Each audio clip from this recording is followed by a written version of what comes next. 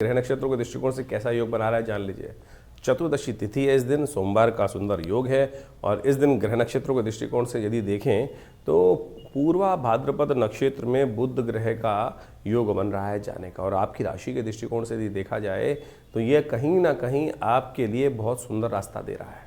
हाँ, दिन थोड़ा खर्चीला जरूर साबित होता दिखाई दे रहा है, लेकिन चीज़ों को आपके मनोविचार से, पॉजिटिव एटीट्यूड से बहुत जल्दी से, आपके एग्रेशन से, आपके चीज़ों के अच्छे चीज़ों में रिजल्ट आने के योग भी बनते दिखाई दे रहे हैं। खर्चीला दिन बिल्कुल बनता दिखाई दे रहा है। सोमवार का अवसर है, कोशिश ये करें भगवान शंकर का सुंदर पूजन करें, उपासना करें, ओम नमः शिवाय का पाठ करें।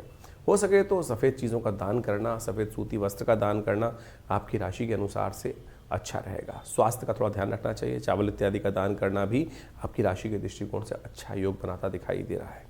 17 तारीख के दिन ग्रह योग को भी समझ लीजिए क्या कुछ करने के योग हैं कुंभ राशि वालों के लिए। 17 तारीख के दिन ग्रह नक्षत्रों के दृष्टिकोण से कीर्ति का योग बहुत बढ़िया तरह से बनकर तैयार हो रहा है। और ग्रह आपकी राशि के दृष्टिकोण से देखिए तो कहीं ना कहीं बड़े पॉजिटिव रूप में आपके लिए परिवर्तन का रास्ता देते दिखाई दे रहे हैं। मन जहाँ 1-2 दिन पहले बहुत डाउनफॉल पे था, चीज़ों में मन नहीं लग रहा था, अब वही चीज़ परिवर्तन करने का योग बना सकते हैं। सरलता से बहुत सारी चीज़ें आपके समझ में आने के योग बन सकते हैं। थोड़ा सरलता अपने मनोमस्तिष्क में लाने का प्रयास करना चाहिए।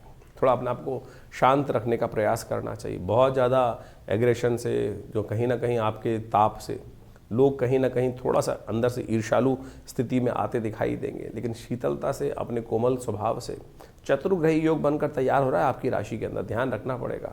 तो ये शीतलता से ही कार्य होंगे, नहीं तो फिर कहीं ना कहीं रिपल्सिवनेस कहीं ना कहीं कष्ट देने के योग बना सकती। कीर्ति योग आपकी राशि में बहुत बढ़िया से बनकर तैयार है, जो कहीं ना कहीं मनोकामना सिद्धि की तरफ भी आपको ले जाने का योग बनाता दिखाई दे रहा है।